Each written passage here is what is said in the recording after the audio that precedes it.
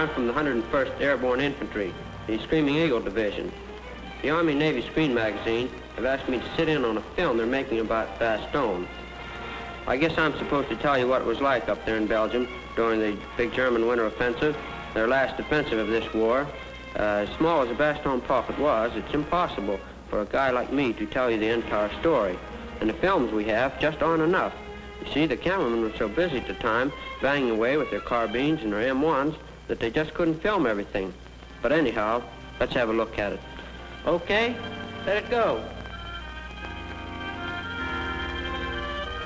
We moved into it from a rest area in France, where we were getting re-equipped after a long campaign up in Holland. I think the code orders to Brigadier General Anthony McAuliffe, that's him, were something like, "Get the Screaming Eagles to Merry Christmas."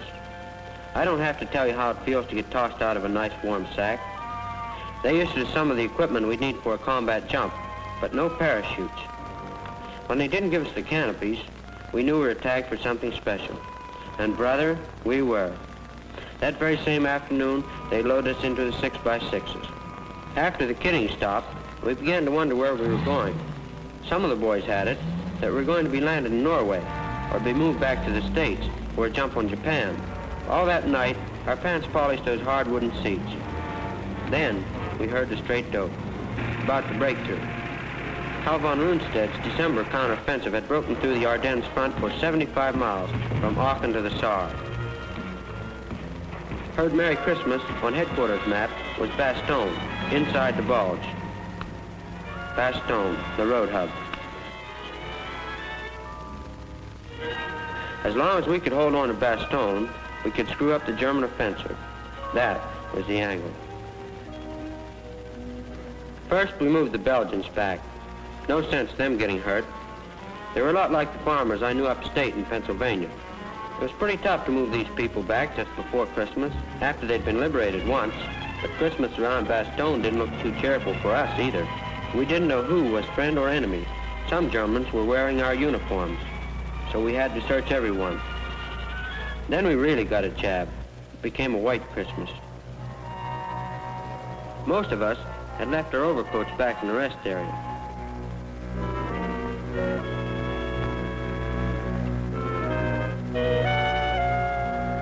We didn't even warm up when the battle started, and it was hot.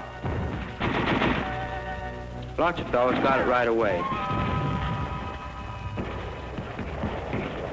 See that guy, Bobby Leaking?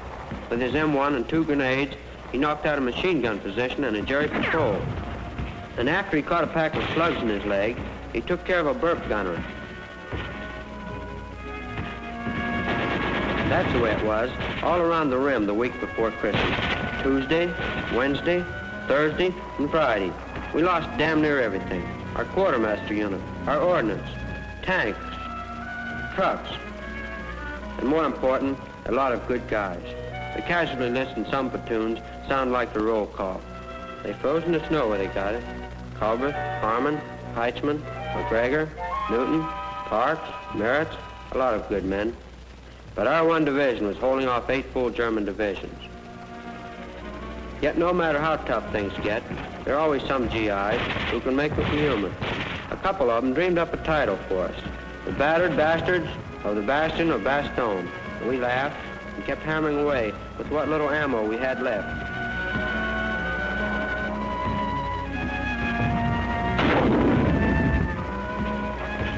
Then on Friday, Black Friday, the Germans made one of their biggest mistakes. They sent us an ultimatum. Surrender or be annihilated by artillery. 2 hours to answer. General McAuliffe answered with one 4-letter word. He wrote to the German commander, nuts. One of the boys had to explain the meaning to the Kraut commandant. He stated it was just GI American or go to hell. The Krauts answered our 4-letter word with one of their own. Fire. They poured it on. 88s and screaming Mimis.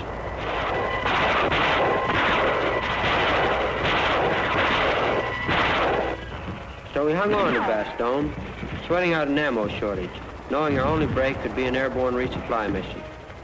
But the overcast was so thick, a troop carrier plane couldn't get through with a snowplow. Let me tell you, we really sweated, with no weather break expected until New Year's Eve, more than a week away. Hell, by that time, we'd be throwing snowballs at charity.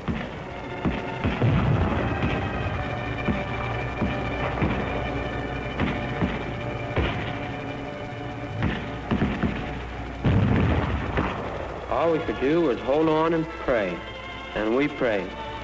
We prayed for our sunrise. We prayed for the skies to open.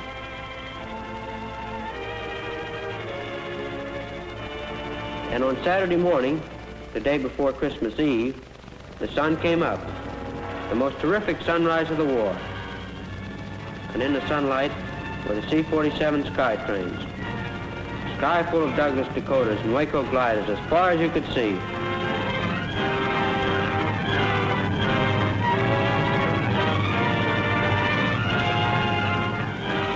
Tug to Herman, no motor. Goodbye, Herman. Okay, Flash. So long.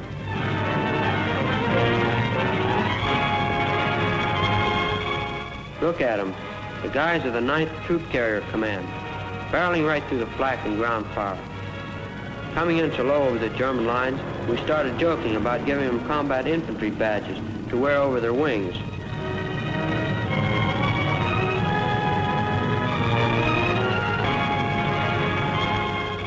Jerry is pushing up plenty of flak, and there are plenty of flamers. Yet those hot rocks keep coming in, without armor or fighter cover.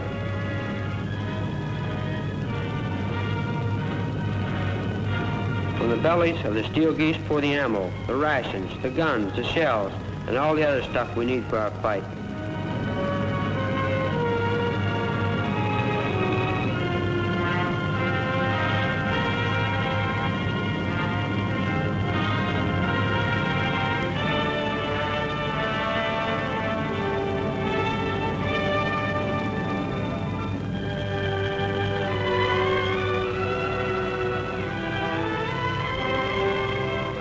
In the gliders, more supplies, and medics, surgical teams.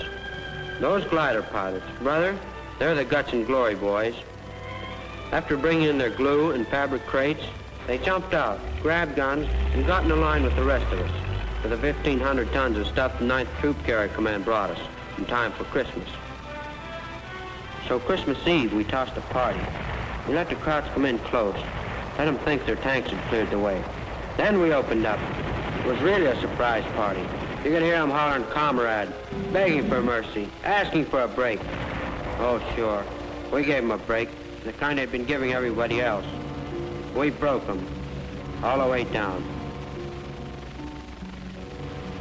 And when we nailed them wearing civilian and GI clothes, we took good care of them, too. The German supermen. They didn't know what the hell had happened. They thought they had us holed in, but the hole turned inside out. Their great counteroffensive wound up inside our prisoner of war cages. That was the way the Battle of Bastogne ended, in the last German offensive of the war. After the 4th Armored rolled in, we began to attack. A month later, the mission was completed, and we Screaming Eagles marched out. We got a presidential citation for the deal, the first one awarded to a full division. The citation.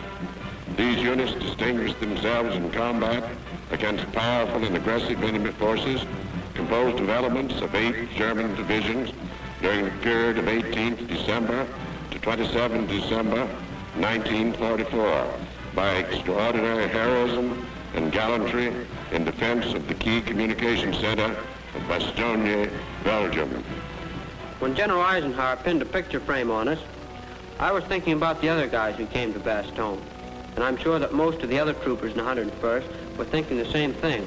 Now, this isn't official, through channels, but I've asked the Army-Navy Screen magazine to show you their pictures. Here are the guys who saved our torn and tattered airborne backs. The hot rocks of the 9th Troop Carrier Command. That's Major General Paul L. Williams. He's the commanding general. The outfit has carried every airborne show in the ETO. Pilots, co-pilots, and navigators, like Colonel Joe Crouch, Scott, Montgomery, Hines, Berman. Crew chiefs and radio operators, Adler, Reynolds, McJunkin, Martin, and the glider pilots, those are my boys, Simpson, Oliver, and Connors. If you ever run into any of these 9th Troop Carrier guys, buy them a drink for the Screaming Eagle. They really paid for it at Bastogne, in the battle in which we all fought. It was plenty rugged.